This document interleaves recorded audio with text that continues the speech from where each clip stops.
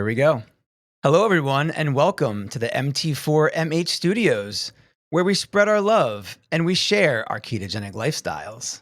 This is the Find Your Keto Show, and I'm your host, Stephen T., ready to guide you on your low-carb journey. Today, I am thrilled to chat with the author of Change Your Diet, Change Your Mind, Dr. Georgia Ede. She really needs no introduction, but at the same time, she deserves one for her contributions to our community. Dr. Ede is a nutritional psychiatrist and a trailblazer in the field of metabolic psychiatry. She has dedicated her career to exploring the profound connection between nutrition and mental health, and her insights have transformed countless lives. In this interview, we're going to take a unique approach to her story. We'll delve into her childhood, her diet growing up, and what inspired her to pursue psychiatry. We'll also explore how she discovered the power of dietary interventions and the profound impact it's had on her life and career. Plus, we'll tackle some fascinating questions from friends on topics like staying motivated, overcoming setbacks, histamine reactions, and making ketogenic living accessible for everyone. So grab your favorite keto snack and get ready for an enlightening conversation with Dr. Georgia Ede. Georgia, how are you today? Well, much better after that really nice introduction. Thank you so much, Stephen. Thanks for inviting me. It's such a pleasure to have you. It was great to meet you in DC and to meet your daughter, Samantha. Thank you. And I just spoke to Samantha a few minutes ago, and she wished me luck, and she said to tell you, she says hi. Hi, Samantha. You're in the Northeast, right? Like me? Massachusetts, How's the weather been there? extremely cold. Oh yeah, it's probably a lot colder than here. It was 11 this morning, and I think it peaked at 21 this afternoon. I win. It was 7 when I woke up. Oh, hey. You see, I'm wearing my blue blocking glasses because I'm staring at a computer late at night. This is part of my circadian rhythm management and part of my sleep hygiene. Well, in that way, you win. So let's talk about how we met. Yeah, it was at the Metabolic Revolution rally in DC where you were a speaker and I participated in the Parade of Proof. And at the end, you and I were speaking on the side, and you're such a big celebrity that we kept getting interrupted because people were coming up to say hi. And I could tell right away how sweet you were and that you were genuinely interested in me and my story. And we kept getting interrupted. So you actually gave me your email, which it blew me away. I was just so shocked because I'm thinking, I don't know, in my mind, I'm thinking, celebrity, I'm a nobody. Why would you care? Right. So you gave me your email and you said to send you my YouTube channel, which I did. And I sent you my interviews with Mia Mendez and Hannah Warren because you know them already. Did Yeah. you get a chance to see any of that? Oh, absolutely. Oh, really? Oh, that's amazing. That's great. So yeah, I sent you the email, but I kind of like put it out of my mind. I'm thinking, you're too busy. I'm too small. You might not get back to me. If you do, it might take a while. You're never going to be on the show. So I kind of put it out of my mind, but you wrote me back pretty quickly, maybe within a week or two. It wasn't even that long. And I was blown away just to even get a reply. I was like jumping up and down like a little schoolgirl. I'm like, oh my God, I got an email from Georgia Ede. But it didn't feel like when I was talking to you at the rally, and then when I read your email, it didn't feel like you were some big shot celebrity. It just felt like you were a friend of mine, which was amazing. And you agreed to come on the show, and so we scheduled, and here we are. And it's really, it's amazing. It's a pleasure. You know, whenever I talk to people that know you, they all say the same things about you. They talk about how nice you are and sweet you are, and that you're down to earth and with a great sense of humor. And it's one thing to hear it, but experiencing it firsthand is different than hearing about it. And I really just want to thank you for giving a small unknown person like myself your valuable time and for participating in our interview today. That is really nice. If I'm nice, it's because of my mom, and so I will pass that along. I don't feel like a celebrity. I feel like a person who is trying to connect with as many people as possible about these ideas. And the people, honestly, that I enjoy connecting with the most are the people who are walking the walk. And you are walking the walk, and you're helping people. You're passionate about this. You know, the to the extent that I've been able to look at some of the things that you've posted, it's kind of blown me away. You know how much you know and how good you are at following this lifestyle and at helping, at really explaining it to other people. And so it's really my favorite thing to do is just to is just to talk to other people who are living this way, because it is such an amazing community. And it's one thing to be on, and I'm very grateful and privileged for this. It's one thing to be invited on, podcasts with big reaches, with people who have established themselves as major influencers in the world. But it's just as much an honor and a privilege to be invited onto a program like yours, where you yourself are living this way, and I'm sure even have a lot to teach me. And so I think that it's I wish that I had more time to say yes to every invitation, but because I met you personally, I really wanted to do it. I really appreciate that, and I appreciate the kind words. Thank you very much. This is a good chance for me to say that I want to make sure you're aware how valuable you are to the nutritional psychiatry community and how respected and admired you are. I get to see that from behind the scenes as I'm talking to people in the community. I'm saying, hey, guess who I'm interviewing? And is there anything interesting you'd like to ask? And everybody is just like head over heels and they're so happy for me. And they can't wait to hear this interview. And I speak for myself and the whole community when I say we are grateful for your contributions and we are rooting hard for you to continue pushing the message forward until dietary and metabolic treatments become a mainstream option. Wow, thank you so much. I mean, the support means the world to me. And we need as many people as possible to be spreading this information.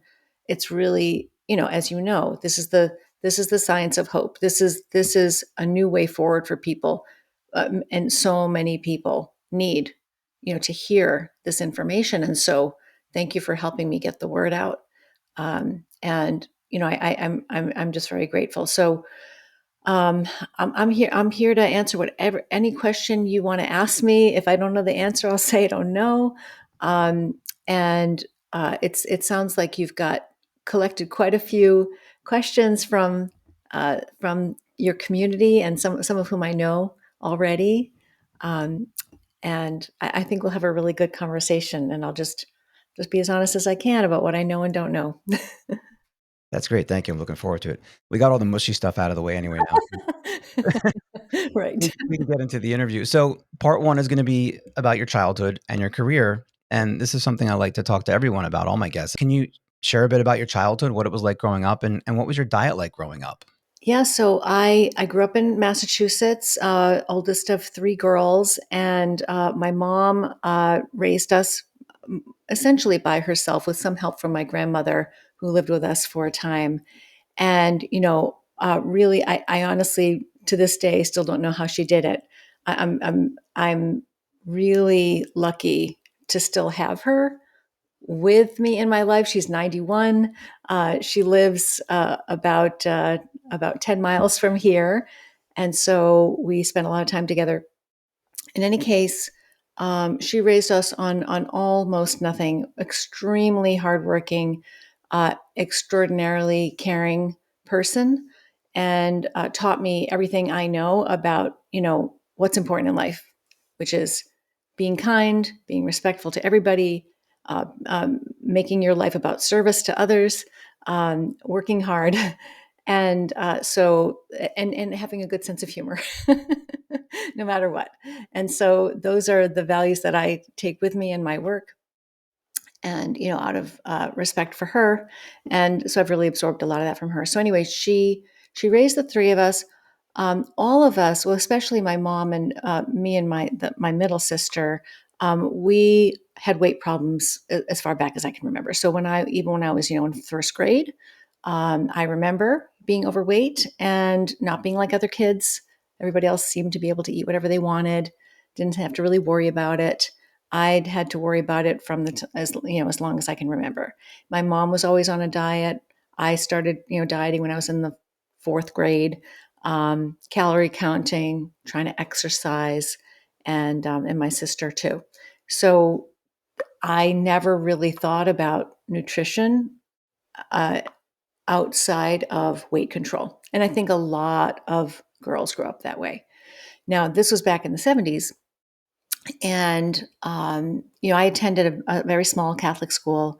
There were 25 people in my class, and we went through every grade together.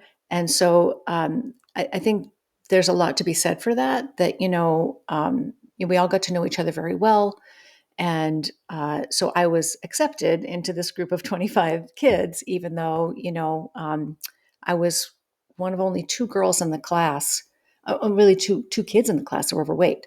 Nowadays, of course, most kids in school are overweight, but back then it was pretty rare. And so I really did feel different.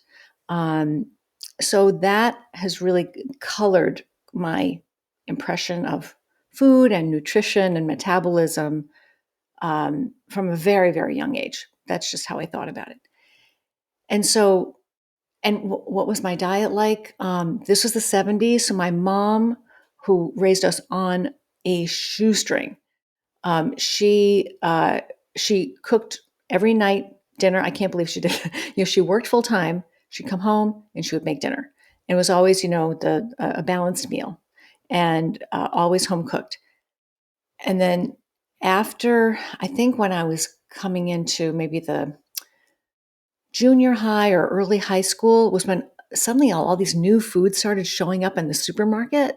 And I remember that, because we didn't have any money really, we would want some of these new things. And she would say, well, that's not something that, that's in the budget. But we'd go over to friends' houses and they would have these, interesting foods. Food was changing really fast when I was in high school. And there were all these exciting new products to try, ready-made this and box that and canned this. Sweetened yogurt appeared on the shelves. I'll never forget that. Sweetened yogurt appeared out of nowhere. Tofu appeared out of nowhere, like all these funny new foods.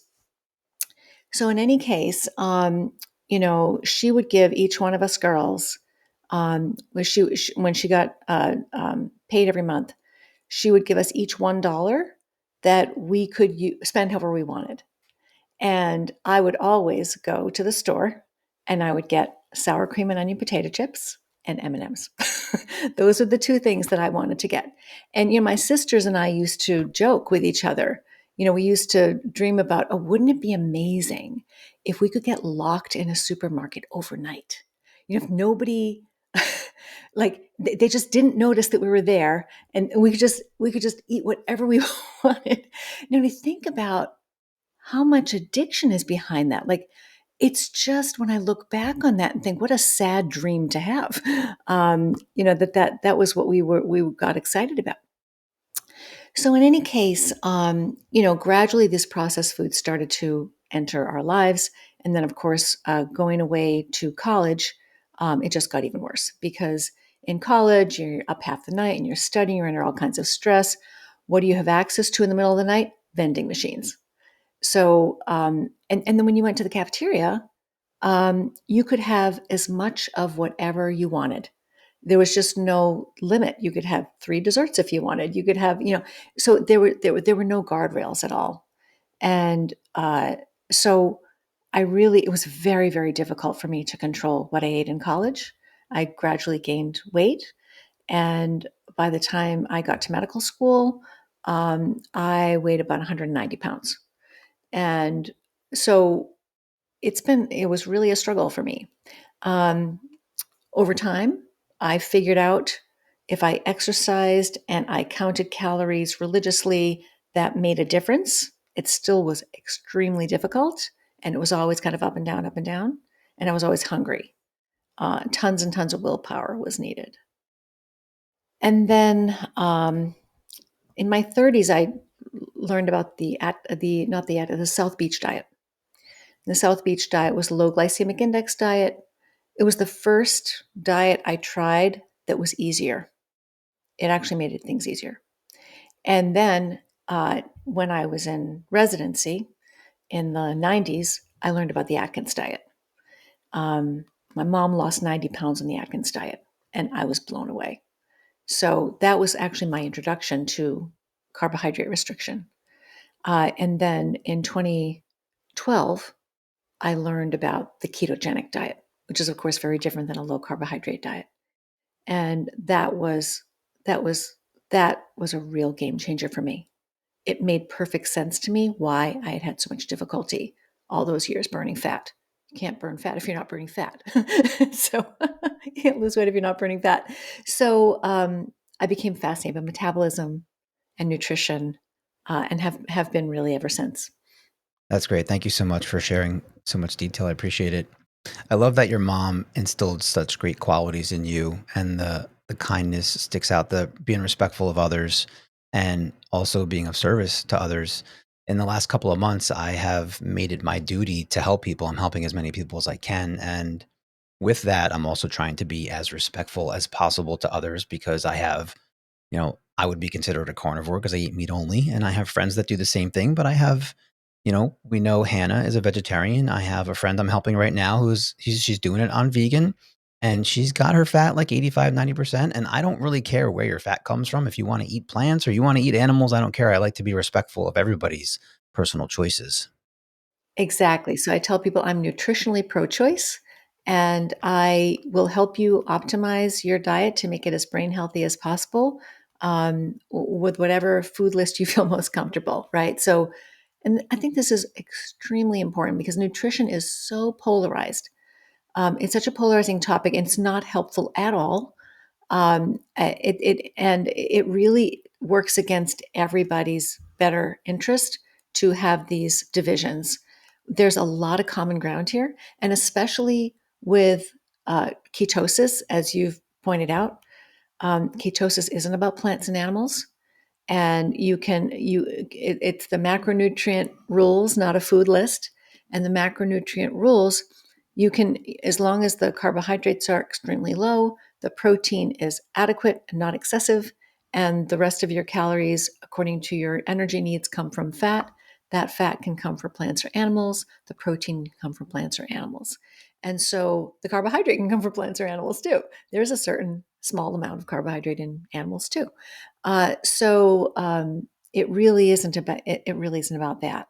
So one of the many things I love about practicing metabolic psychiatry is that everyone can access the benefits of ketosis regardless of their dietary preferences. Yeah, that's exactly right. I love that we see eye to eye on this because it's not easy to get that perspective out there. And there's a war between the carnivores and the vegans, and there's a lot of insulting and Yeah. putting each other down. And I would like to see both communities all come together and push the message that I'm trying to push, which is the tagline for my show, which is fix yourself with fat.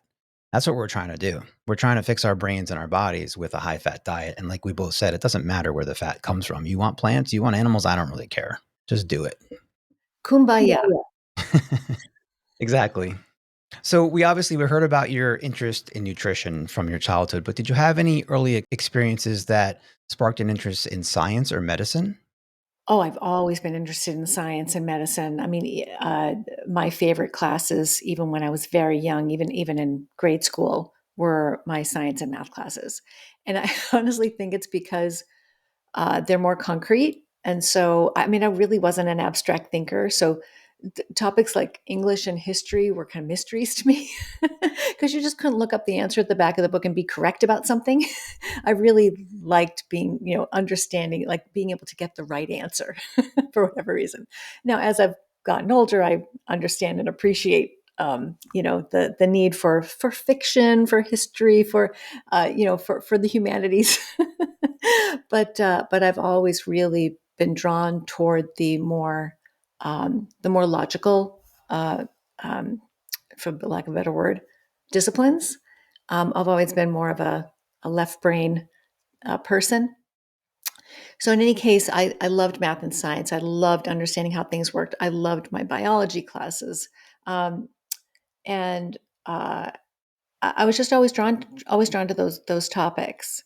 So I think I like problem solving and figuring things out, and and so and in college I was a biology major, so got a degree in biology, and then for 7 years after after graduating from college, I worked in research labs as a laboratory assistant, various research labs in the United States and in Germany, including several years in diabetes research.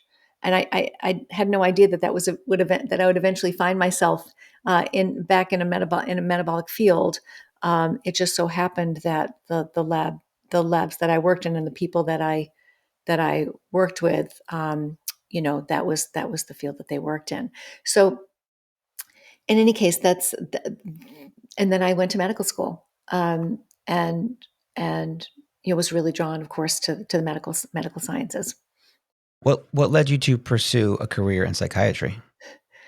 Well, that was really tough because in medical school, as much as I loved the hard sciences of medicine, and and my favorite course actually was my biochemistry class, which actually most other students in the class hated, but I loved biochemistry, all the pathways and understanding, how everything worked.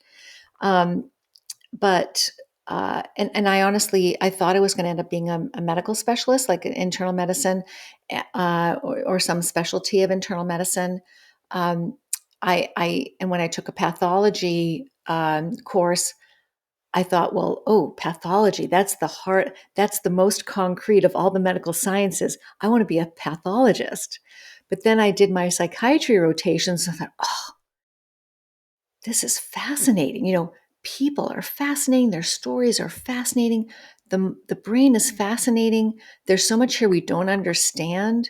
This is, and it came more naturally to me. The psychiatry just came more naturally to me than a lot of other medical disciplines.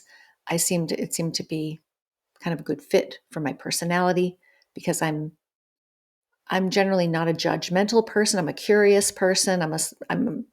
I'm kind and supportive by nature. And so people felt comfortable telling me, some very difficult, really, really difficult things, sharing difficult things. And I felt really honored by that. So my personality fit psychiatry, it seemed. There's a big part of my brain that wanted to do pathology. So I got really stuck. Should I be a pathologist or a psychiatrist? I mean, pathologists almost never talk to people. They sit in front of microscopes all day long and cut tissue samples and, looking at tissue samples and blood samples. And psychiatrists are almost the opposite. I mean, psychiatry is so far removed, at least it has been until recently, so far removed from biology and the hard sciences of medicine. You couldn't pick two more different fields. So I got stuck and I took a year off to try to figure out. I mean, there are other reasons I took a year off, but some personal things going on in my life as well, where I just needed a break. So I got stuck, and then I reflected, and I thought, I see what the lives look like of the doctors who are in internal medicine. They've been, even after being in practice for 20, 30 years, they're working nights, they're working weekends, they're burnt out. I mean, I want more balance. And so I chose psychiatry because I saw the psychiatrists on my psychiatry rotations having a life outside of work. They still worked very hard, and their work in some ways was harder, more stressful in certain ways. But they were able to have more balance, more work life balance. And I did want that for myself. Well, I can speak on behalf of many when I say that we're grateful that you made that decision. You chose wisely. Well, it's I think one of the great frustrations and disappointments for me when I began my psychiatry residency after 4 years of medical school. When I decided to enter psychiatry residency, I was very disillusioned and really frustrated with how little biology there was involved in becoming a psychiatrist. I really wanted to understand the brain. I wanted to understand brain chemistry. I wanted to understand, why the brain malfunctions, what's causing all of these problems, and what can we do about them. And that was where, I mean, we spent a lot of time talking about, people's childhoods and, environmental stresses and genetic vulnerabilities and chemical imbalances. But the chemical imbalances were kind of mysterious, poorly understood. The medications didn't work very well. And I got great training in psychotherapy, but no matter how much you try with psychotherapy, serious mental illnesses do not go into remission, no matter how much you may pour yourself into a psychotherapy treatment, and which I did with many, many patients. And so it was really frustrating. I felt like I didn't really understand how to really help people. So when I came out of psychiatry residency, I started a psychiatric practice. It was really a mixed practice. I worked in a community health center um, on Cape Cod, uh, seeing patients, all kinds of backgrounds, all insurances, um, and kind of a community clinic setting. But I also worked in a hospital as a consult liaison psychiatrist, which means that you consult in the hospital in a hospital to meet with hospitalized patients whenever psychiatric issues arise. You consult to the treating medical team in the hospital. I would do that at night after my day job, and write recommendations, talk with patients, write recommendations for the medical staff about how to manage a psychiatric issue on an inpatient setting. And then I also had a small private practice. So it was very, very busy and worked really hard. And after 5 years of practicing on the Cape, I didn't feel like I was getting any better at helping people. And I just wondered, when am I going to feel competent at this? When am I going to be able to make a difference? Um, Most of my patients just weren't getting that much better. And senior psychiatrist that I'd actually paired up, I teamed up. I joined a practice with two other psychiatrists, um, both of whom were older than me and had more experience than me. One of whom had been practicing psychiatry for 30 years and was very well respected, very, very kind and compassionate. His outcomes were no better than, than mine. I mean, it was really disheartening. So, and most psychiatrists are still practicing this way: medications and psychotherapy, and most of their patients are not getting that much better. That's the state of psychiatry today. But now we have this brand new, super exciting. I mean, the field of psychiatry, I say this in my presentation, the field of psychiatry has been standing still for 75 years. It's been about chemical imbalances and medications. There's no test I can give you to tell you have a chemical imbalance. There's no genetic test I can give you to say, well, this is why you have depression. This is why you have bipolar disorder. Um, but now we're taking a quantum leap forward.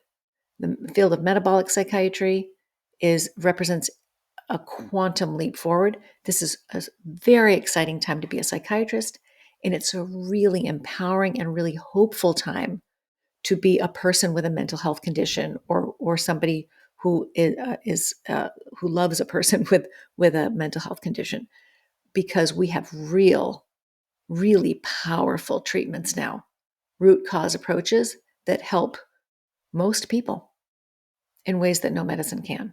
And that's the most powerful part of what you just said, is that we're helping most people. When you look at the statistics on medications, they're not glowing. And your experience that you had with your patients is like I experienced when I was going through treatment, and what other people experience is that you take a pill and some of the medications, they work, but some of them work somewhat some of the time. And you're never going to get really, like you said, a remission from that. And it's unfortunate, but we're on the cutting edge here. And look at you. I mean, you're leading the way now. You're one of the leaders in this movement. It's very impressive. Yeah, one of a small but growing number of leaders in the field, and I'm really privileged to be able to say that. And I am not alone, but and I'm working hard to make sure that I'm not alone. So one of the things that I've really um, proud to have created is a training program for other clinicians. Trained hundreds and hundreds and hundreds of clinicians around the world to be able to safely incorporate ketogenic metabolic therapies into their care of people with mental health conditions, because we need as many clinicians as we can possibly find and train to offer these treatments to their patients. The demand for these therapies far outstrips the supply. We've got people all around the world looking for these therapies. I still get every week dozens of requests for help. And so we will never have enough. We'll never have enough metabolic psychiatrists in the world. But the more we have, the better things will be. We really need to improve access to these treatments. Yeah, that's absolutely true, and it is gaining in popularity. I've seen just since I've come out on social media, which was last April, just since then, it seems like it's gained so much momentum, and Metabolic Mind has a lot to do with that, the Bazooki Group and the Fresh Start Award, and people like Mia Mendez and Donica with their meetup groups, and like it's just gaining so much momentum. It's really exciting, and it's interesting for me because I thought I was coming in where this was already like this big established thing, but it seems like I came in kind of on the ground floor, and now I'm a little bit of a part of it, which has been really interesting. I've been accepted by the community with open arms. I've made a lot of great friends, and it's been really cool to see how much momentum it's gained just in the past couple of months. Right. I mean, it really is. I mean, especially you mentioned Metabolic Mind, the Bazooki Group, and Jan Ellison Bazooki, Dr. Brett Scher, who is the medical director at Metabolic Mind, and everybody at Metabolic Mind. Uh, it, they've poured rocket fuel onto this fire, and thank goodness they have. I mean, it's just I don't think the field will be where it is without them. And I mean, funding research around the world, initiatives, lived experience projects. They really value in a way I've never seen before. They value the community, everyone in the community, and they've really brought us all together. I mean, I think it was 3 years ago, was it that they held their first meeting that I was very fortunate to be invited to, where the whole room was full of people, scientists, entrepreneurs, and clinicians, and people with lived experience who were all sharing the same goal. Was that this interest in understanding how metabolic health connects to mental health and finding new ways forward to improve brain metabolism and mental health. And it was, I mean, most of us had never met each other. And so it was just the magic of really of Jan Ellison Bazooki. Something she's a fierce a fierce warrior, spearheading all of this. And of course that fire comes from her own family experience with her son, battling bipolar disorder and now having, being in long-term recovery now from very, very serious mental illness, in no small part due to a ketogenic diet. And so it's a new world. And the more people that know about it, the more hope there will be and the more lives we will save. That's absolutely true, and do owe Jan a great debt of gratitude for everything she's done for us. I don't think we can discount the impact of social media either, because that's where people like me can get the word out, and all the people that I'm helping, they're finding me on Reddit, they're on my Facebook group, and it's all about the community on social media. And just like I said with Mia's and Donica's groups, that's meet up, and we're getting in these meetings, and there's people all over the world, and we're connected by the internet. It's really been an amazing experience, and I think it's just going to keep gaining momentum. It's like this tidal wave, and it's getting bigger and bigger, and you just can't stop it. That's right. I mean, sometimes people complain that social media is, that it is a way to spread bad ideas very quickly, but it's also a way to spread good ideas very quickly. And so it really, patients, so patients, people with mental health conditions who are seeking new ways forward, they're driving a lot of this because they've learned about these strategies online from people who have experienced dramatic, honestly miraculous benefits from these therapies. And they go to their clinicians and they say, "Hey, I want to try this. I really, can you help me?" And so a lot of this is clinicians hearing about these treatments from their patients, and the patients are hearing about these treatments online.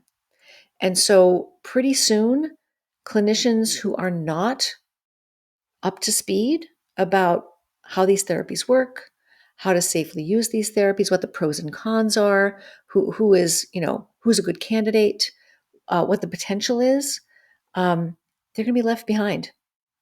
And because I hope that patients will no longer stand for the current standard of care.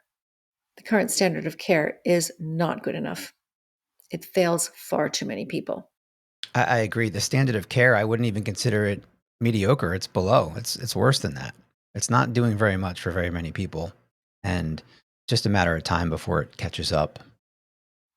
Well, that's true. I mean, again, this isn't to disparage psychiatry or psychiatrists. I mean, I know how hard the work is. Um, I know how stressful it is. I know how much responsibility people feel, psychiatrists feel for their patients' well-being, and I know how complicated it is.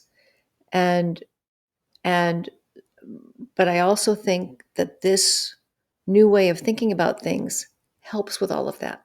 Like it helps reduce, it improves morale, it reduces burnout. It gives not just patients hope, it gives clinicians hope.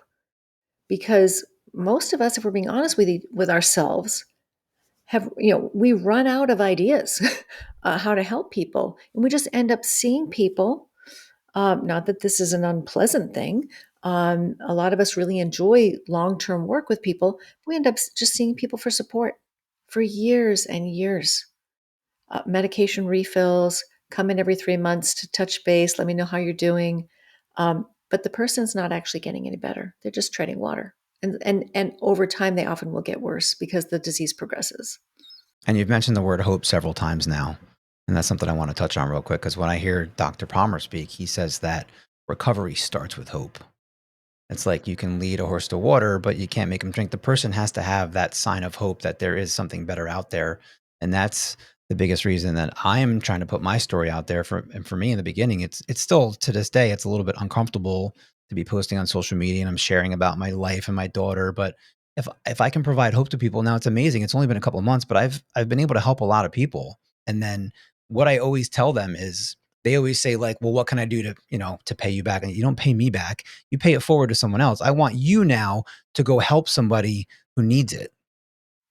Yeah, isn't that a beautiful thing? I mean, I can talk science till I'm blue in the face, but the power of a story, human beings are wired to learn through stories. And you telling your story to somebody else can be 100 times more powerful and impactful than any lecture I give, right? And so this is what you're doing is really important. And so, because my own personal story is is nothing to write home about, right? Um, if you've got a real story to tell, a real mental health victory story, I mean, that can change people's minds in ways that no logical explanation of how metabolic therapies works can possibly ever do.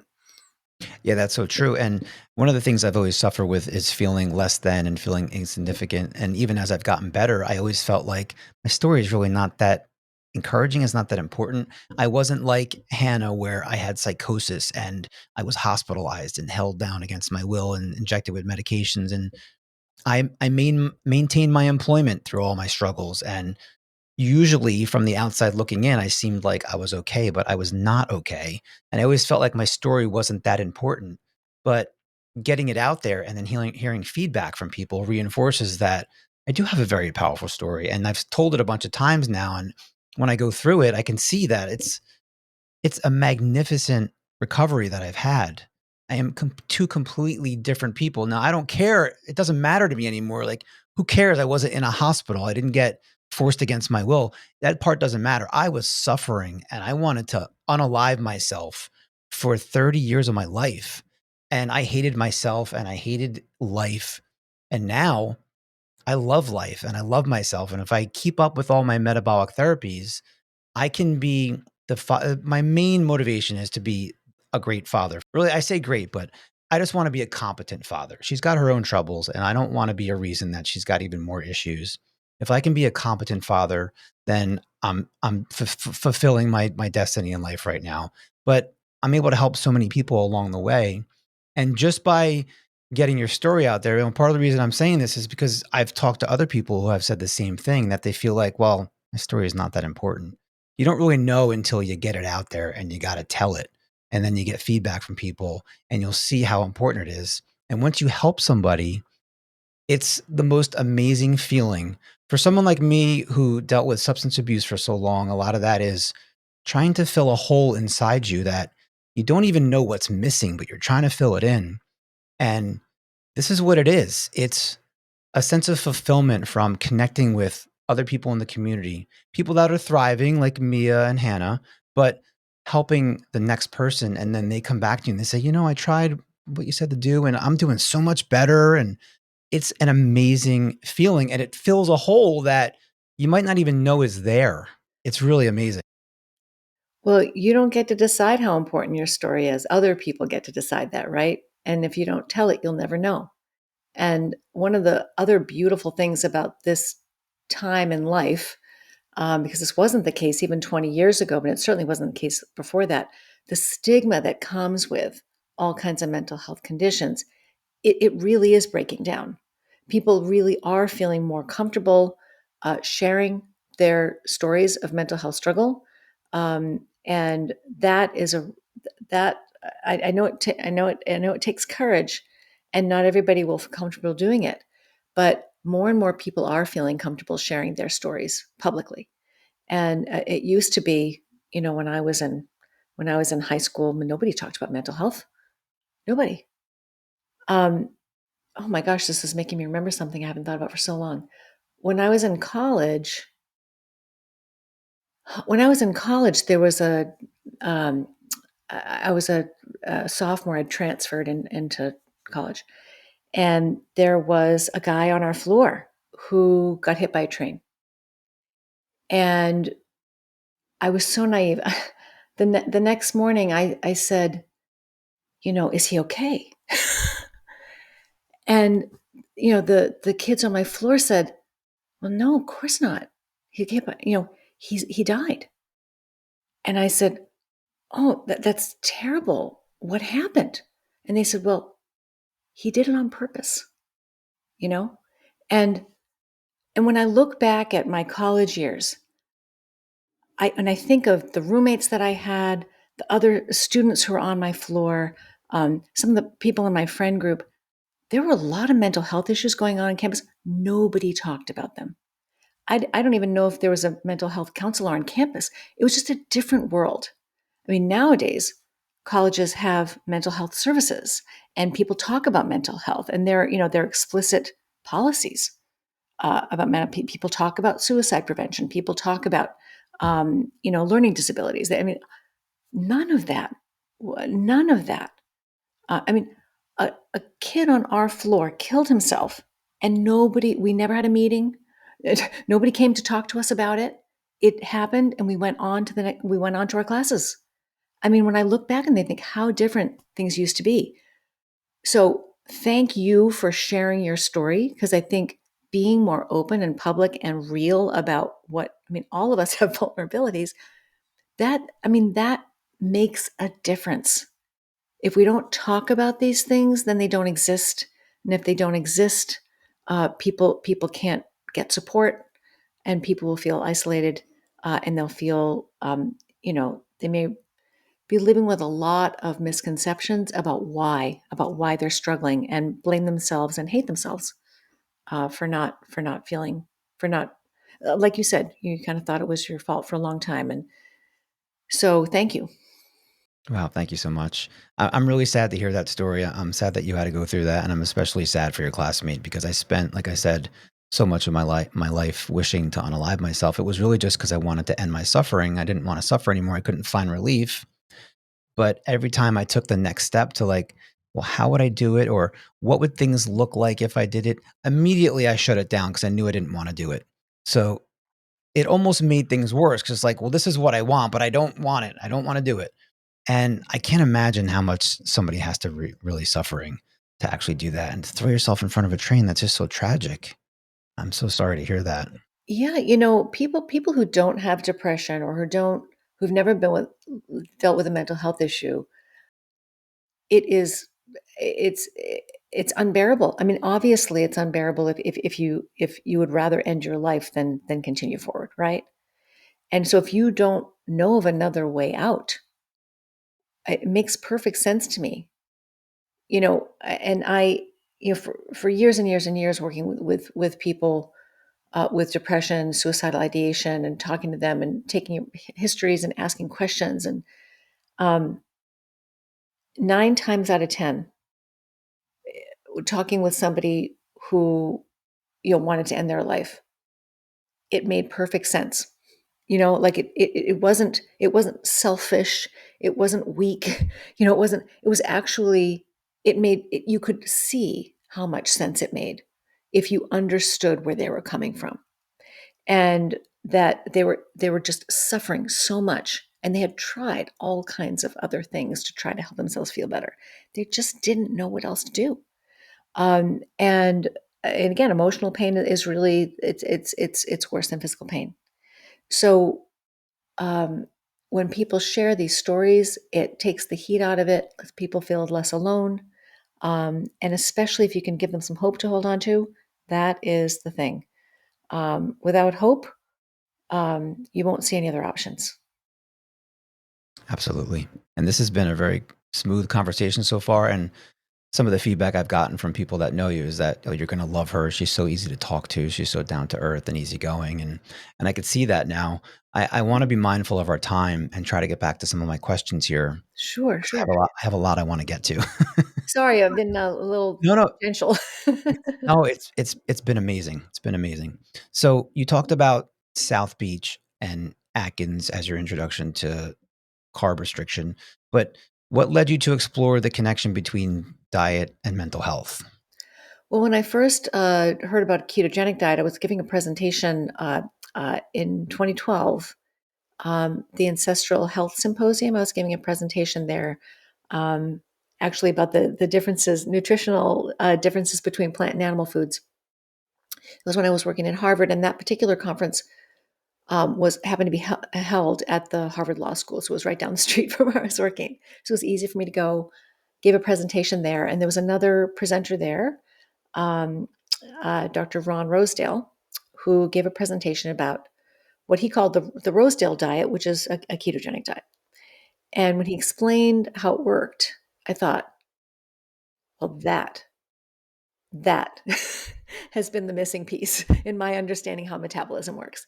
And so I tried the diet for myself. I by that point already started a website about nutrition. Before several years before I went to this conference. But when I learned about a ketogenic diet, I tried it for myself. But then, of course, I read a lot. I started reading about it. And as a psychiatrist, one of the things that caught my attention was how the ketogenic diet had been used to treat seizures. Of course, that was the original purpose of the ketogenic diet back in 1921 was to stabilize brain chemistry in children with seizure disorders.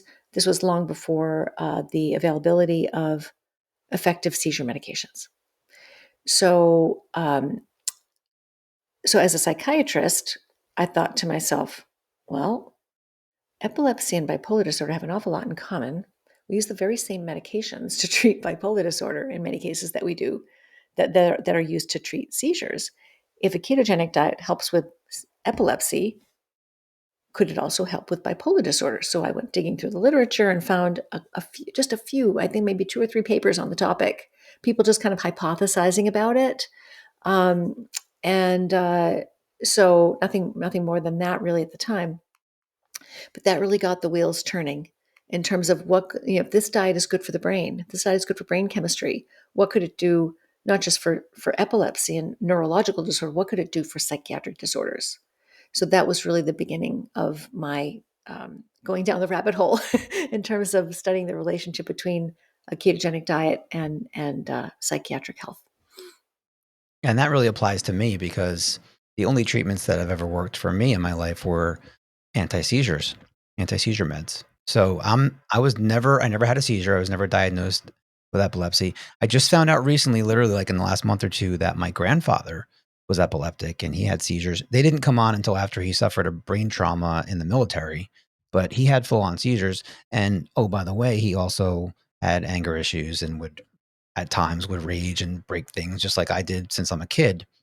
And so I discovered marijuana in my teens, and it was the only thing that ever made me feel like I was normal, provided Mhm. relief. Yep. And then when I was diagnosed as bipolar 2 in my 20s and they prescribed Lamictal, which is an anti-seizure drug, it was the only thing that kind of worked for me. It was pretty decent. And then in my story, I discovered ketosis by accident. But then when I did my research and I saw that the ketogenic diet was used for epilepsy, this big light bulb went off. I was like, oh my gosh, the three things that have all ever worked for me, they're all for anti seizure. And it was this big light bulb moment. And then I started going down the rabbit hole. Yeah, that's the thing, and practicing psychiatry, um, for the first 2 or 3 years when I was, practicing psychiatry, whenever I would meet a person whose chief complaint was depression, of course, the way I was trained is unless there was clearly bipolar disorder, unless it was very, very obviously a case of bipolar disorder rather than unipolar depression or sort of depression without mania, you always started with serotonin reuptake inhibitors. You always started with medicines in the Prozac family. Um, you might then maybe you would add Wellbutrin. Maybe you would add maybe you would switch to Effexor. These were these sorts of algorithms that we used for people with depression. You start with an SSRI, maybe you shift to an SNRI, something like Effexor, Cymbalta, which came out later, and or you add Wellbutrin, right? So this was kind of the playbook. And then if that didn't work, then you would go to older antidepressants. Maybe you try a tricyclic, or maybe even an MAO inhibitor. You just had this list of antidepressants that you would go down until you got to more and more complicated ones. And what I learned fairly quickly by practicing in the real world is that that doesn't work for most people. The SSRIs help far too few people. I mean, they still do help some people, but I found myself more and more, the longer I worked with somebody, the more I found myself turning to Lamictal for people with depression, uh, and uh, and small doses of antipsychotics in people with so-called treatment-resistant depression. And I also learned to take a much more careful history to look for more subtle forms of bipolar disorder because they are actually quite common. Not just bipolar 2, but this what was termed, may still, some people still call it bipolar spectrum conditions. And there was an expert in bipolar spectrum conditions who just happened to be an teacher at our residency program. So I was, I'd heard about bipolar spectrum conditions, and I started looking more and more carefully for them in my clinical histories. Because if you give a serotonin medication to somebody with undiagnosed bipolar disorder, you can see really terrible outcomes. People can become manic, they can be really agitated, extremely anxious, and can even become suicidal, depressed, more depressed. And so I learned through trial and error to appreciate medicines like Lamictal, um, and to use it more and more frequently. And I developed a feel for these cases and would start to use it sooner rather than later in a lot of these cases. And that saved my patients a lot of time, saved me a lot of time to be able to practice in this more savvy way. The algorithms don't work very well, and the clinical trials and medication studies are they're not very useful in the real world because they usually will focus on groups of people that don't exist in your practice. So, they'll screen out the people who have more complicated conditions or have more than one condition, or they don't meet full criteria for the condition, and that's most people. And so those of us working in the real world are honestly, and I think this is, I wrote this in the book, most of what psychiatrists do still, even in 2025, is trial and error approaches, trial and error medication approaches. Oh, that didn't work. Let's try this. That didn't work. Let's try this. And unfortunately, in far too many cases, that didn't work. Let's add this. That didn't work. Let's add another one, right? But without even taking the first one away. And so you can end up with people taking 5, 6, 7 medications. And this is not at all uncommon. And so we really are practicing in the dark. And we have no idea in a lot of cases exactly how these medicines work, how well they work, whether they're safe or useful to combine. But we combine them all the time. They're rarely studied in combination. So much of what we do in psychiatry is trial and error. And that is really, really, really unfortunate. Um, that's it's really demoralizing. It's really very tough on patients as well as clinicians. It can take a couple of years to find a medication combination that might be useful for somebody. And as you are trying, you're throwing spaghetti against the wall to see what sticks. The person is going through co-pays and time consuming visits, frustration, side effects, right? And so, and the clinician is spending lots of valuable time without any real guideposts to guide them in terms of what they should do next. It's very stressful on both sides, and often kind of heartbreaking. You're describing my exact experience too. When I was first diagnosed with depression, it was SSRIs. They made me feel terrible. Yeah. They were awful.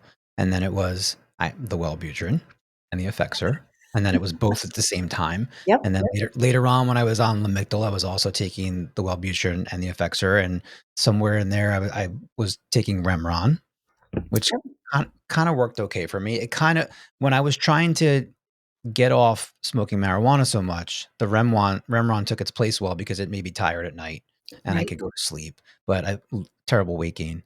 Yeah. But it's my exact experience. The whole playlist that you just ran down is exactly what I went through during my treatment. And if I was in a very emergent situation where I was suffering and I wanted to unalive myself to a point where I couldn't tolerate it, the medications would take the edge off of that, but that's all they would do.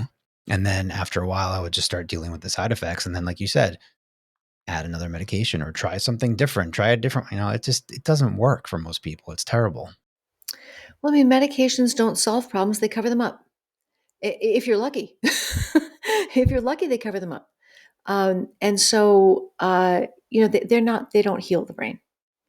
All medicines, and I make this point in the book too.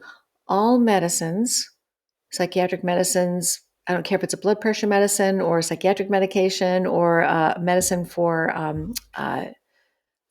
any kind of condition you can imagine.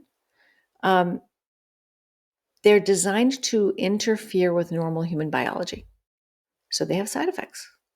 So a teacher, an instructor that I had in medical school when we were learning pharmacology in medical school, he said medicines are poisons with positive side effects, and it's actually true because all medicines interfere with normal biology. Now you can exploit the ways that they interfere with normal biology to your advantage, but you always pay a price for that. Not just a financial price, a price and side effects, lots of other downstream effects and many unintended consequences. And as I'm sure you know very well, often the other pattern that you'll often see in psychiatric prescribing is, oh, that medicine gave you a side effect. Let's give you a medicine for that side effect. This is often why Wellbutrin gets added to SSRIs. SSRIs give sexual dysfunction. Oh, well, Wellbutrin might help with that. SSRI made you tired or increase your appetite. Wellbutrin might help with that. So let's add a little Wellbutrin. And so, then you just end up stacking medicines one on top of the other. And the more medicines you combine, the more side effects you end up with. And the more expensive it becomes for the patient to keep themselves on these medicines, and the harder it becomes to stop them because psychiatric medicines they're very time consuming to taper safely and comfortably. Yeah. All right. So I'm going to get back to some of my questions here. I wanted to ask you Sure. about your diet. So you said that when you discovered the ketogenic diet that you tried it for yourself, and I'm curious what was your diet like just prior to that? And do you remember what changes you made to try to do a ketogenic diet? Yeah, so it's a long time ago, but I when I first discovered the ketogenic diet, I was doing a low carbohydrate diet, and mostly whole foods, low carbohydrate diet, and it was helpful. It was really the most helpful diet that I'd ever come across in terms of, keeping my appetite in a more manageable range, keeping my weight in a more manageable range, that sort of thing. But it still was a real struggle. And again, I was very focused on my weight at the time. I wasn't thinking about any other aspect of my health. So, what got my attention, I think what gets a lot of people's attention, a lot of people become interested in and experiment with the ketogenic diet to try to lose weight. And nothing wrong with that, right? Who doesn't want to look and feel their best? So, I when I learned about the ketogenic diet, and what really was the key for me was understanding moderating protein. Nobody had ever mentioned that to me before, and it made perfect sense. Well, if you want to burn fat, you want to really only eat as much protein as you need, and you want to eat as little carbohydrate as you can get away with. If you don't need any carbohydrate, completely dietary carbohydrate is completely unnecessary. So um, uh, I thought, aha. So, oh, and there's something you can measure. You can measure ketones to see if you're burning fat. Well, that is amazing. so, so I shifted from this mostly whole foods, low carbohydrate diet to ketogenic. Well, actually, the first thing I did was I did a long fast, 4.5 days. Um, it wasn't a pleasant experience, but I did it. And beautiful ketones on the meter. They went up to like 5 point something. But because I didn't shift to it gradually, it wasn't necessarily a positive experience for me. So in any case, but then I shifted onto a ketogenic diet from there. Um, but I also, as I'd been experimenting with my diet, came to understand that I had a lot of food sensitivities and needed to exclude a lot of foods that other people enjoy eating on a ketogenic diet, things like dairy, eggs, uh, higher histamine, sort of processed meats, things like bacon and uh, uh, salami and those kinds of things. And so that those were hindrances, but I really enjoyed figuring that out because I felt so much better when I excluded those things, um, and uh, and removed almost all the plant food from my diet. It turned out that was I felt much better if I did that. So this was again trial, about 6 months of trial and error. I came to this uh, meat, seafood, poultry, mostly meat, seafood, poultry, very few plant foods, um, and no dairy, no eggs, and low histamine. That's what I ended up with. And I was on that for years. It was really helped me feel better than I'd ever felt before. That's amazing. You said so many things I want to address there. So the first thing about moderating protein, because that's not a focus and it should be. I have a lot of people that I'm talking to and they want to still lift weights and they want to still, following some kind of dietary recommendation that says, well, 1 gram of protein per pound of body weight or per pound of lean body mass. I'm like, you got to throw all that out the window. That you can get away with building muscle and lifting weights and do it on moderate or low protein. And this is actually something that I'm embarking on now, just literally in the past couple of weeks. Started lifting weights again in the fall, and I'm starting to document the little amount of protein that I eat. And I'm going to show that now I'm not going to win any bodybuilding competitions. I'm not going to go do a powerlifting meet or be as strong as I was back in the day, but I'm going to increase my lifts and I'm going to build muscle and I'm going to do it on a very low protein diet and keep pushing my ketones up for my mental health. I'm going to show people that they can do that. I actually saw some of your recent posts and documenting what you were eating and the grams of protein. It was really impressive to see what you're doing. Thank you. Yeah, I'm hoping like I've done it in the past. I just haven't documented. I know it's possible. I know it's possible, and I want to dispel the protein, what I call the protein myth, that you need a certain amount of protein. Unless you're trying to be a bodybuilder, well, then that's going to be your main focus. You can't serve more than one master. If you're doing this diet for your mental health, then that's what you got to focus on. And you can do weightlifting as an adjunct to that. I do it because I love it. It's part of my therapy. It makes me feel good. And like I said, I'm not going to deadlift 395 pounds like I did 15 years ago, but I'm going to be able to increase my lift. So I'm happy that you said about moderating protein, because I say that to people all the time and they think I'm crazy. Like, well, what am I going to do? How am I going to survive on such little protein? Well, you know what? Stay tuned, because I'm going to show you. Yeah, I mean, protein is such a controversial topic. I really wrestled with it in the book because there still is really no consensus about what the ideal amount of protein is. And the ideal amount may depend on your goals. And so I think that this is an area where we still have a lot to learn. But I think that if people are overeating protein, they're not going to get as good results. Yeah, that's exactly right. So my focus has always been on my total fat percentage. And I'll say that I aim for 90% fat on most days. I don't do it every single day. And people are always asking me, how much protein you're having? I like, I don't even know, because I'm not looking at that. I don't even know. I know that my fat was at 92% today, and it was a 5-to-1 ratio. So that's one of the things I'm starting to do now, is look at my protein. And I'm surprised to see how low it is. I have some days where it's like I'm only having 20 grams or 30 grams. There are some days where I eat just a big pile of fat and there's no protein at all. And and it's fine. I'm not dying from it. I want to show people that, you know, the other things you were saying was like all the things that you cut out because you felt better without them. And that's how I got to my high fat beef only. I say beef only, but it's mostly ruminants. I eat lamb too, Hmm. but I just feel so amazing like this. And I've learned through self experimentation and testing many times that I can't do dairy. And there's no carbohydrate, there's no plant food that I can tolerate, and I don't enjoy enough of them anyway. Eggs, all that stuff, like everything is going to bother me. And I've gone so long stretches of time on beef only that even adding in chicken or pork or seafood, I will see a difference. I'm not going to suffer, but it's less than optimal. I will have some digestive issues, and I will have like some burping and gas and things that I don't have when I'm eating beef only. And that's another message that I try to put out there, but it's very difficult for people to come to where I'm at. I mean, it's been 5 years or so that I've gotten to this point, but I wish that anybody that's consuming animals, I wish they could just do like the lion diet, a high fat, or what I'm calling HFBO. I wish they could do it for 30 days as an elimination and then start to add things back in to see, like, you think that you can tolerate dairy, but I thought I could tolerate it for my entire life. I was a, I was a vegetarian and a vegan for 20 years, and I was consuming all kinds, garlic and onions and tofu. And if I had any of that stuff now, it would destroy me. It turns out that I can't tolerate it. It wasn't until I eliminated it for a while and then tried to add it back in that I discovered that. Yeah, it's amazing how many foods there are in a standard diet that can be irritants and really cause more problems than they solve.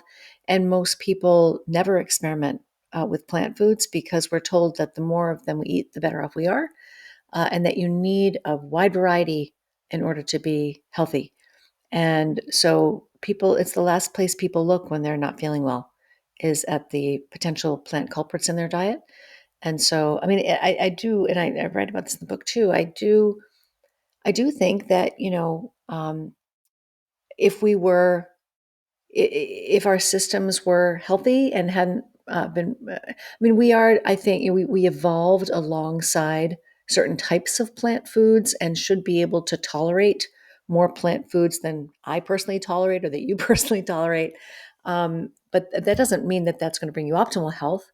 And it also doesn't mean that if you're living in our modern, relatively toxic environment, that you'll still be able to tolerate that wide variety of plant foods. So, and there are some plant foods that that are not, that are really not good for any human. And then there are other plant foods where it's going to depend on how robust your defenses are. Yeah, I have my opinions on some of those foods too, but I try to keep them to myself because nobody wants to hear it.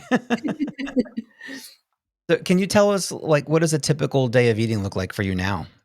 Well, it's interesting. There was a stretch of 8.5 months a few years ago where I did very strict carnivore with no plant foods at all, no spices, no tea, no coffee, no alcohol, nothing. Um, it was just meat, seafood, poultry, and rarely beef or pork because I was really quite sensitive to those. So it was a very challenging diet to adhere to, especially when I was traveling. But when I did that for 8.5 months, I never felt better. I mean, that was the best I've ever felt. And it was just very difficult to sustain. And so ultimately, I didn't stay on it. And I went back to my very low plant ketogenic diet.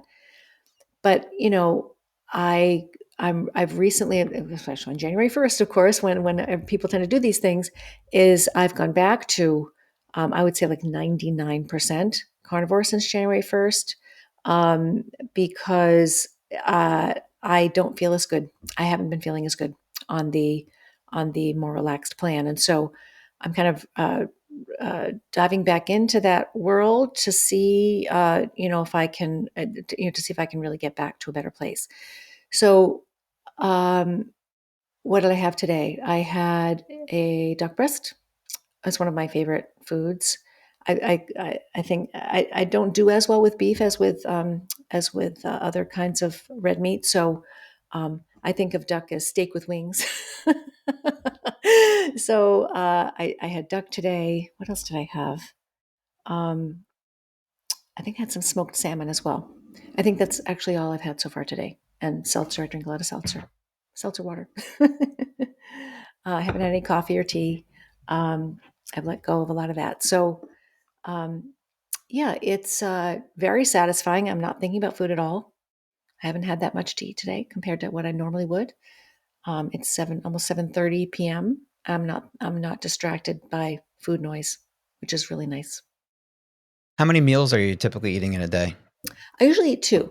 So I usually eat around 10 and around 4. So, what about for holidays, special occasions? Are you having treats? Are there things that you indulge in? Usually my indulgence on a special occasion is dairy. So, and I never feel as well when I do that, but I'd rather do that than go down the carbohydrate pathway, because that is a really slippery slope for me.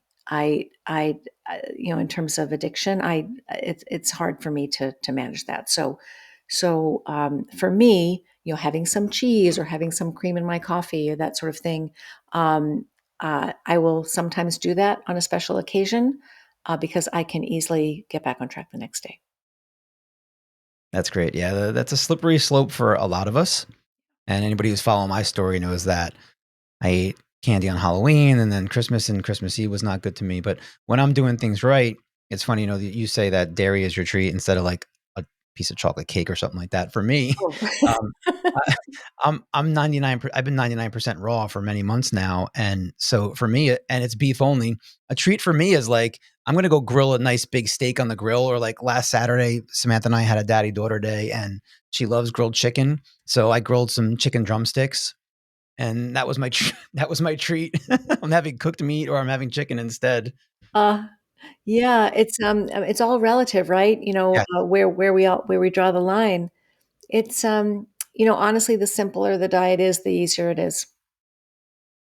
absolutely. And that's part of what I like about the way that I'm eating is that it is absolutely simple. And I prepare my meals a couple days ahead of time, and it's just a large pile of beef fat and a smaller pile of beef.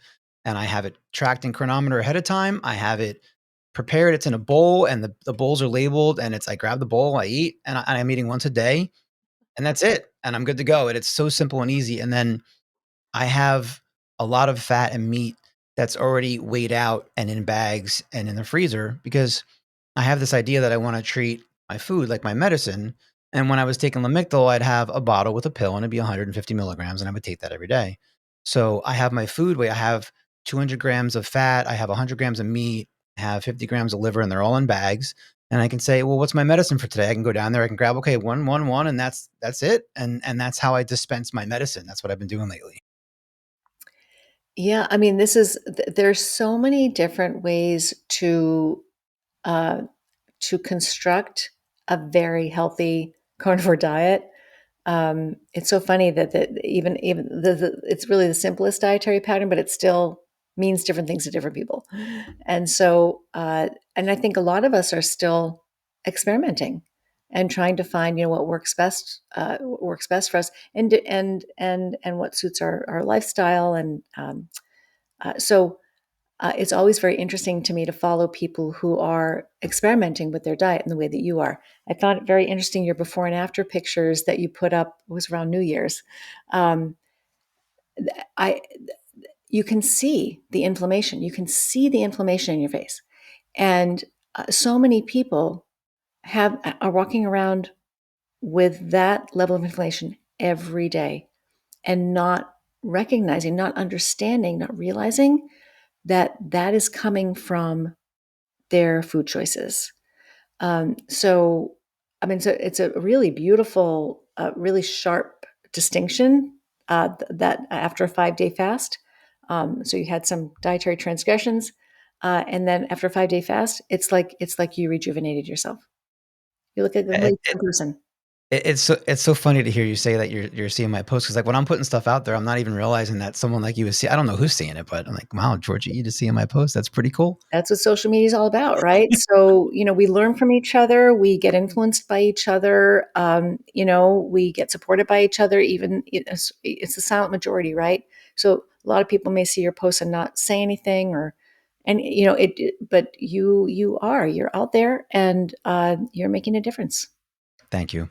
Yeah, I will never stop experimenting. I have at this point, I think, found what works best with me for me, but I'll never stop. And you mentioned that 5 day fast. That was a 5 day dry fast, which I had never done before. My longest prior to that was about 48 hours. I just started experimenting with dry fasting this fall, Mhm. and it was a 5 day dry fast. It turned into a 7 day fast total. There's another after picture that was a couple days later where I looked even better. I was getting a lot of comments about the energy and the brightness in my eyes and everything. I lost 15 pounds in 7 days. Wow. And it was all inflammation, and it was all from all the things I'm allergic to, like dairy and soy and some wheat and just all the things that I shouldn't be eating.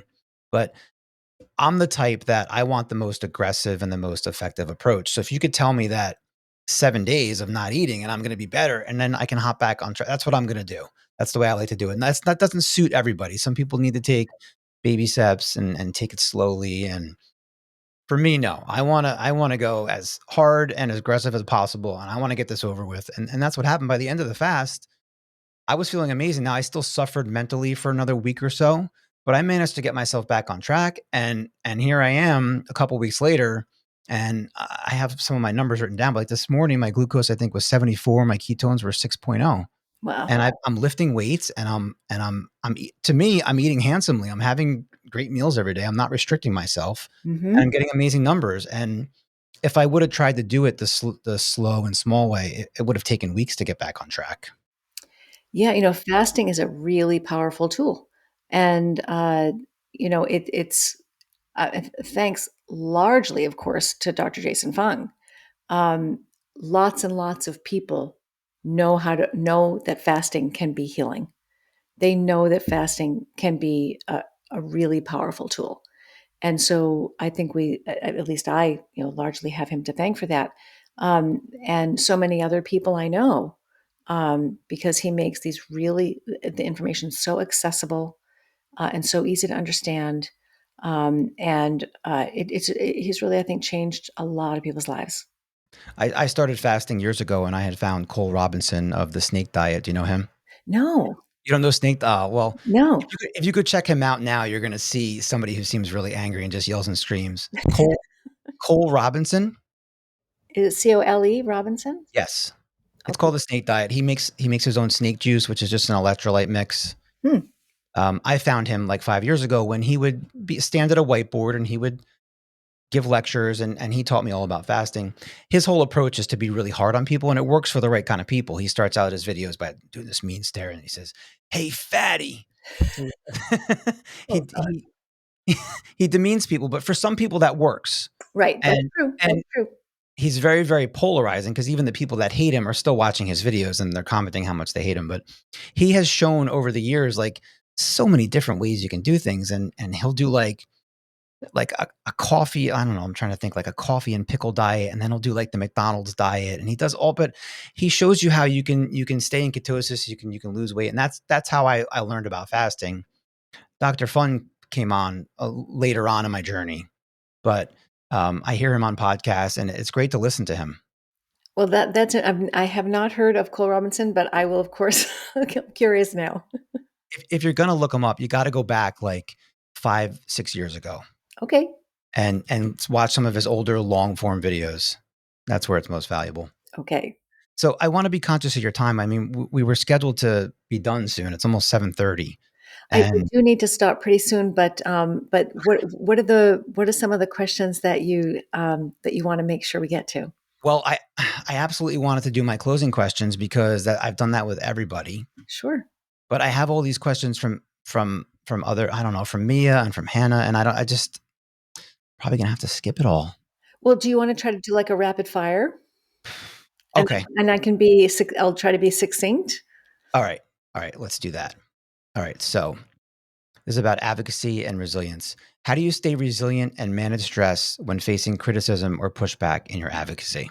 I welcome criticism, actually. I really enjoy the challenge of being criticized. I want people to criticize me, and I think that that's healthy. So I don't mind that, and it makes me a better teacher. It makes me a better clinician. I think makes me a better person. Is someone says, "Hey, but what about this?" And what do you mean about that? And um, really challenges me. I actually really enjoy that. So I'm not. I don't worry about it. That's great. I'm the type that I have asked people to give me criticism because I want to be able to improve. Yes, exactly. For individuals in financial decline, how can they access ketogenic resources or support?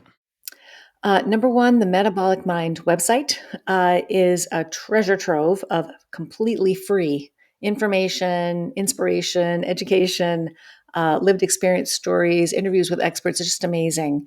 And then so absolutely Metabolic Mind website is the number one place I would go. But in terms of the actual lifestyle, I think it's really important to say this does not need to cost more money. And in fact, it often costs people less money because you eat less food, you eat less frequently, you eat less junk, you spend a lot less money on things like drinks and snacks and all kinds of other and side dishes. The more the simpler your diet is, and the more you can trust your appetite, the less you're going to be kind of grazing all day long. Most people think it's going to be more expensive, but actually less. And some of the most um, nutritious animal foods are some of the least expensive cuts of meat. They're the ones that are, they're not the sort of the skinless, boneless chicken breast. They might be the chicken leg or the chicken thigh, for example. And so it really doesn't need to cost more. And if anybody's willing to do the high fat beef only that I do, there are people all over the place that are going to their butcher and they're getting their beef fat for free because That's they're just right. throwing I don't get mine for free, but I'm paying 99 cents a pound at one butcher. The other one's $1.99 a pound. And think about it, 90% of my calories are coming from fat. So it's very, very affordable. Yes. All right, here's another one. What mindsets do you think are most helpful for staying committed to dietary changes? Um, well, I mean, I think it's really important to focus on. I mean, a lot of people say, well, what's your why? Keep your why. But really, I think what gets people stuck is they miss certain things, or they think, they crave certain things or miss certain things. They feel deprived, and they're always having to say no, and they get peer pressure, and they get the internal psychological pressure, and the addiction starts to creep in.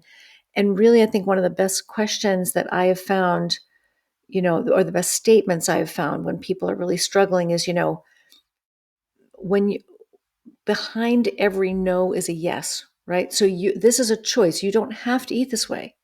You are choosing to eat this way. Why are you choosing to eat this way? Remind you why you're doing this, and because you certainly don't have to. um, and doing hard things builds confidence. It builds self-respect. Anything worth doing is often hard. It's not supposed to be easy, especially at first, but it is easier. Eating this way and living this way is easier than being ill. It's easier than feeling bad. It's easier than feeling like you're a slave to. So just keep that in balance. Remind yourself why you're saying no, and remind yourself what you're saying yes to. I think that it's really useful to me sometimes too. I mean, I'm just as vulnerable to this as everybody else, right? And tell myself, you know what? Nobody's making me do this. I'm choosing to do this. And I'm choosing to do this. To say no to all these things would be so much easier in some ways to eat this other way. But is it really easier? No. You look, think about how much you lose when you go down that other path, right? And so we all know what that looks like, and we don't want to be normal. We want to be healthy. That was an excellent, excellent answer. I like to say you have to choose your hard. It can be hard to Yeah. give up. It can be hard to give up food items that you've spent your entire life consuming, and they're associated with birthdays and holidays. And when we feel bad and when we feel good, that can be hard. But for someone like me, waking up every day feeling like I want to unalive myself is even harder. That restricts me. People will say that my diet is strict and restrictive, and I'll say, you know what's restrictive? Like I get this from Brett Lloyd. What's restrictive is the way that I feel when I'm eating the standard American diet. I cannot be the person I want to be. I cannot be anywhere near the father I want to be when I'm eating that way. So I will choose my hard as the HFBO because I'm going to feel amazing, and then suddenly it doesn't feel hard anymore. Yeah, and as Matt Bazuki has said, it builds character, right? And you know, uh, you self-esteem, self-respect, self-reliance, self-confidence, and you set an example for people around you of, of how you live your life. Yeah, you could sit on the couch and just eat all day, and lots of people do. But the price you pay for that is really, it's not just death. I mean, I think people aren't really afraid of death. I like to scare people about disability. How you age, whether you're going to be able to walk, whether you're going to be able to take care of yourself, whether you're going to be able to live independently, whether you're going to be living with chronic pain, surgeries, losing limbs. I mean, losing vision, losing kidney function, having a heart attack, and leaving your family without you. I mean, it's unbelievable. These are very eating the wrong way is terrifying because you don't have control over what's going to happen to you. You really don't. If you eat that way, you have no idea what's going to happen. It's not going to be pretty. If you eat the other way, that's where you've got the control. And so, if you understand the rules of how to improve your metabolic health, that's where the real control is. If you go the other way, God only knows what's going to happen to you. All right, next up, we're going to talk about ketones and tracking. So, what are your thoughts on tracking ketones? Do you think it's essential or is it optional? I think it really depends on the person. I strongly, strongly encourage people to measure in the beginning until they can figure out how to get their groove, right? So do the ketones matter? What is their optimal therapeutic window? How do they get there? What exercise and eating plan gets them into that window and keeps them there most of the time? Once you've learned how to do that, then you can back off with the measuring if you want to.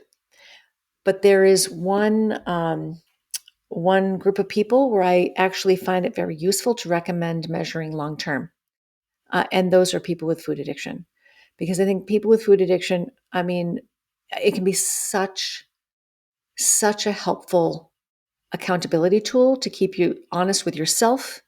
It's very easy to lie to yourself about what's actually going on and what you can get away with and where you're actually at. Every morning, you see that number. Meters don't lie. You look at that meter, that's your metabolic reality check.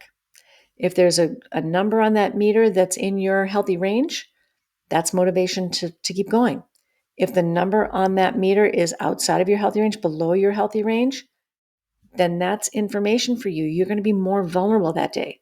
You're going to need to take extra care to get back into your healthy range. You're going to need extra safeguards that day. And so I find it super helpful with my patients with food addiction to measure every morning.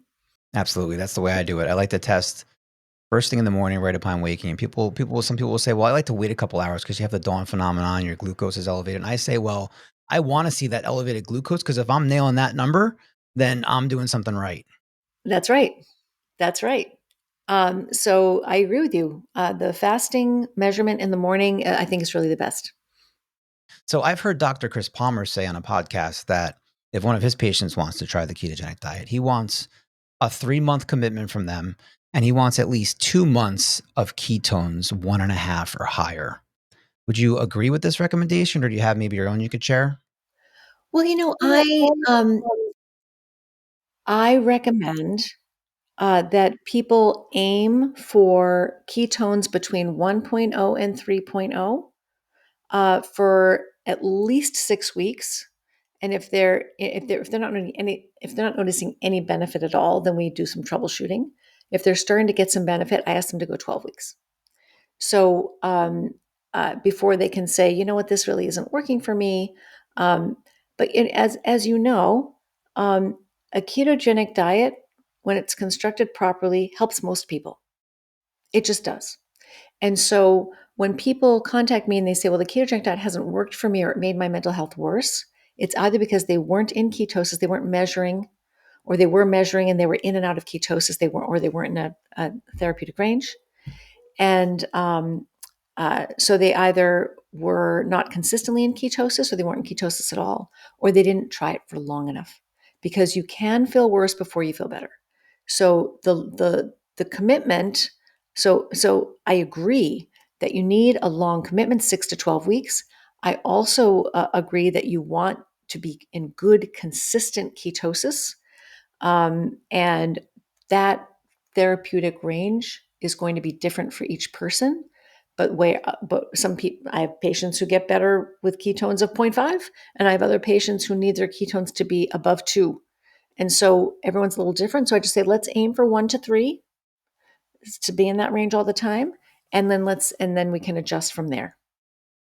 Great. Thank you so much for sharing that, because this is a really big talking point in the community.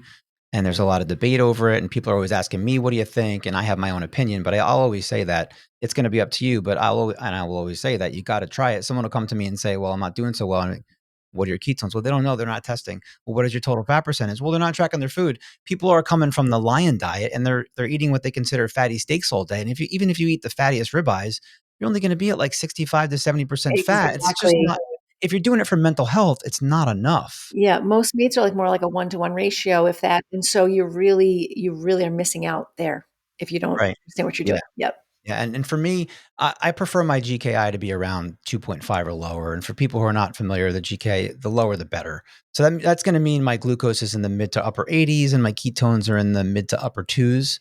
That's really just the floor for me. I have days, like I said, today my Right. glucose was 75, ketones were 6, and Sunday was one of my best days. My glucose was 74, my ketones were 6.9.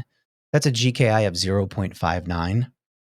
And for me, I feel my best with those numbers. So it's not so much the numbers that matter, but it's how I feel when I have Exactly. those numbers, which is what's important. And it's I get a deep level of calm and happiness and productivity. And the best thing is that life is easy. And Yes. I love life when I have numbers like that. I'll be filled with love and gratitude. And so the contrast, if you hear my story, is when I'm not in deep ketosis, instead of life being easy, it's not just hard, but it can feel impossible. And instead of happy and calm, I'm angry and irritable and I'm not loving life. I hate life. I hate myself. And this is why I'm after the numbers that I'm after, is because it's just such a contrast, like a completely different person. And you won't know what your happy window is unless you test and you reflect. And, because everybody is different in terms of what they need to do and what they want to do and what they can do in their lives.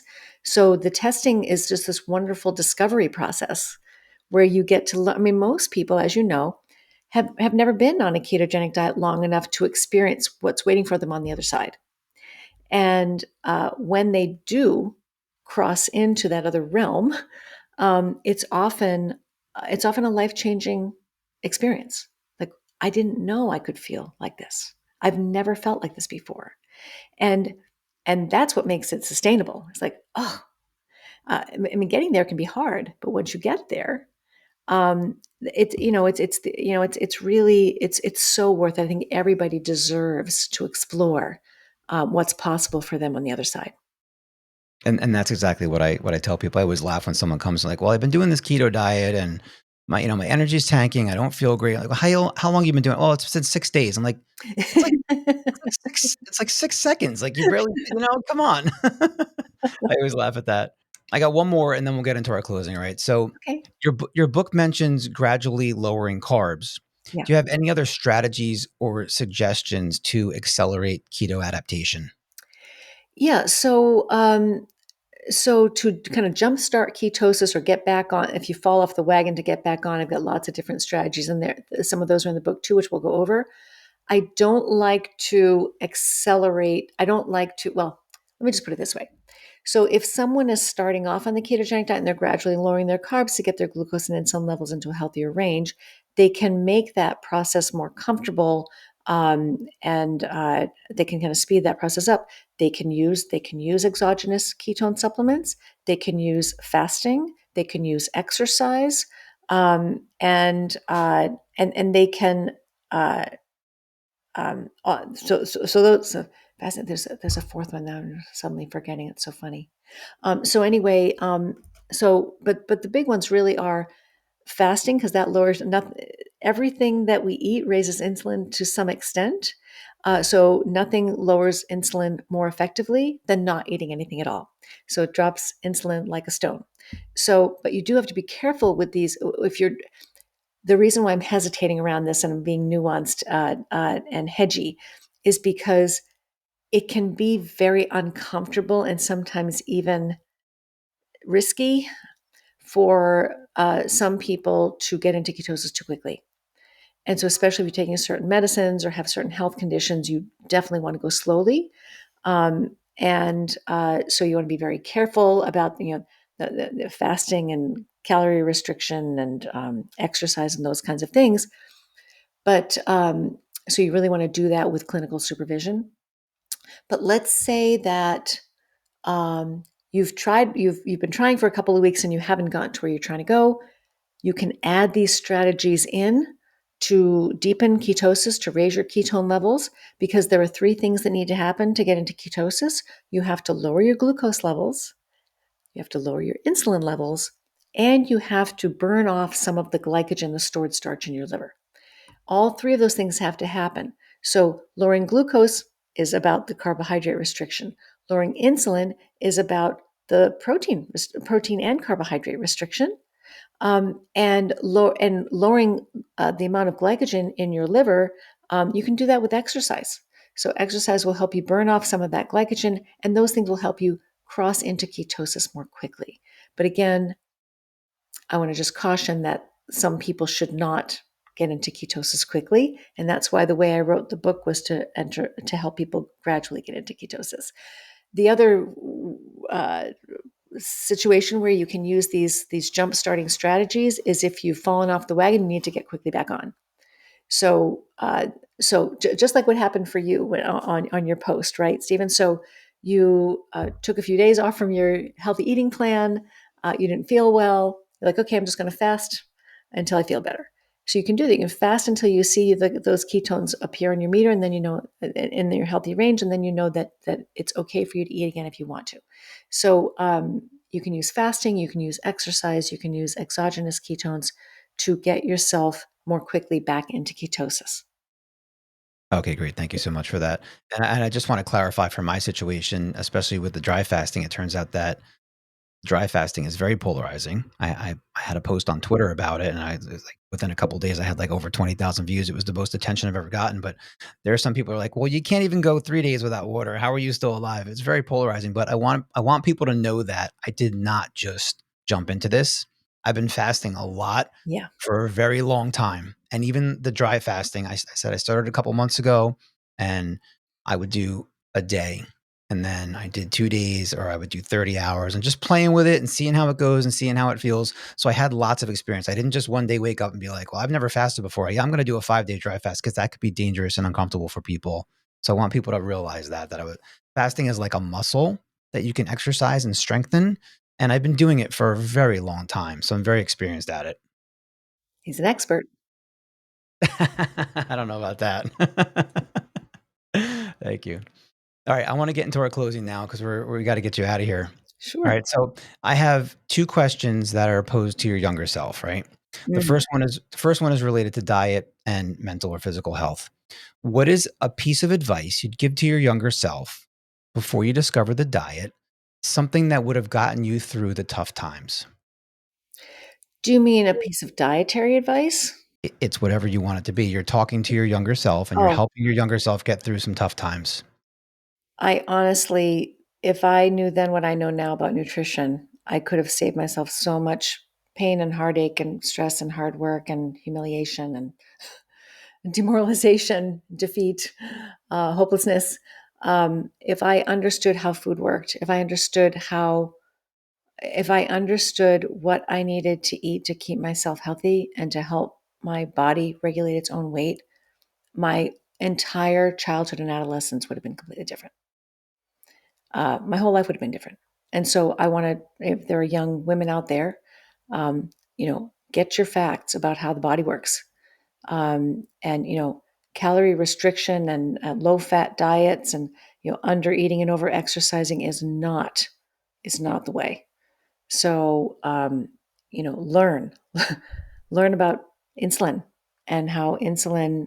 There are other factors, but if you learn nothing else, um, insulin is your fat storage hormone, and if you understand which foods raise insulin and lower insulin, you will have so much more control over your weight and your health. That was an excellent answer. Thank you. So the second question is similar, but it's not going to be related to diet or mental health. It's just more of a life lesson. If you could go back in time and give yourself one piece of advice, what would it be?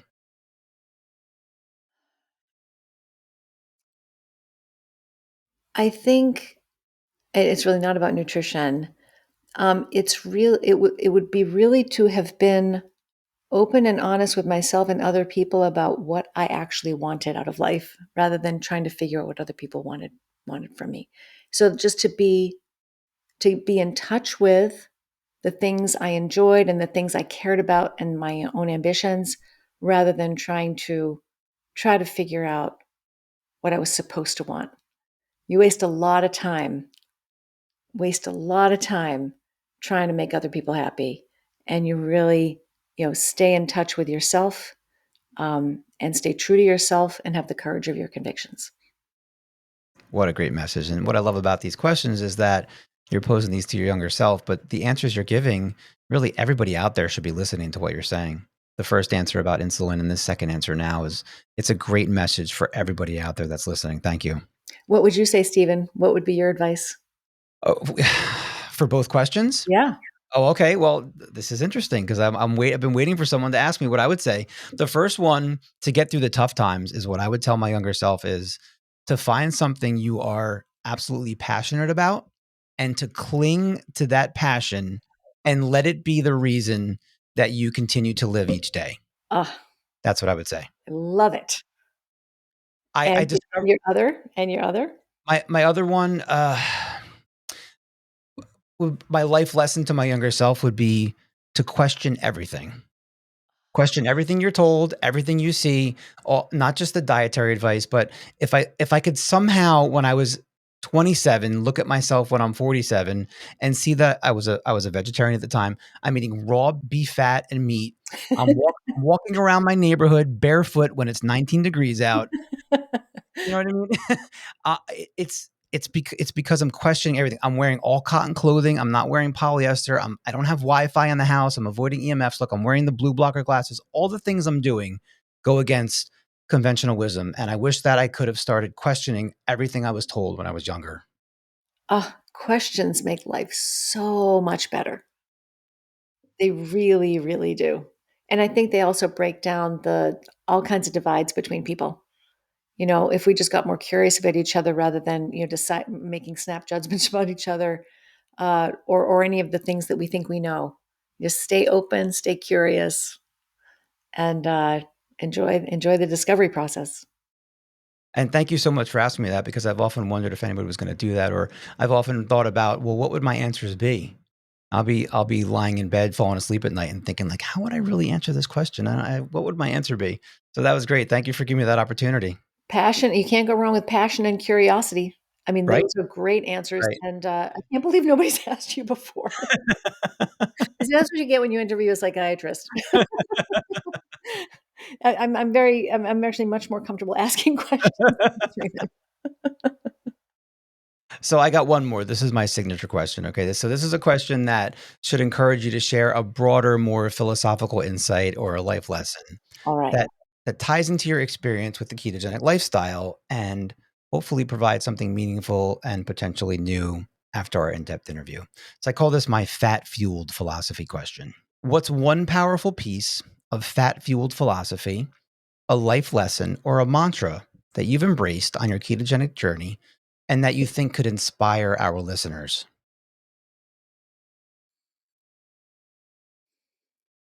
You know, you sent me this question in advance, and I thought, I'm gonna just let that one come to me, and it's not. So, originally, no, actually, to be honest, it was, I really like this, behind every no is a yes kind of thing. But I think we covered that elsewhere. But I think what I would say to people is that if you switch up the mixture of fuels to your brain, it's a different state of mind. And it's really, you deserve to explore this other state of mind, because what so many people tell me, and it's true for myself as well, that's where you can truly find peace of mind is possible, even if it's not always the case, but it's often the case, even if things in your life seem to be going against you, right? That you can find inner peace, inner stability from within. And I think that's something that a lot of people can't even imagine having access to. So it's being in ketosis, a different state of mind, and can bring you peace of mind, and it gives you the internal stability to be able to deal with external stressors in a much more productive and constructive way. So I really want everybody to explore this other state of mind, and see where it can take them. That was an amazing answer. I'm going to give you the round of applause. Hopefully, it comes out. Sometimes the soft ones cut off, but can you hear that? Thank you. Wow, there's a lot. How do you fit all those people in your studio there? They're hanging out behind the backdrop right now in my dining room. All right. So, have you had a chance to see the end of any of my shows with the tagline? Do you know what's coming next? I don't think so. No, I don't think Oh, I've all ever right. seen Good. I that. like that. I like that. Yes, I'm going to throw you a curveball here.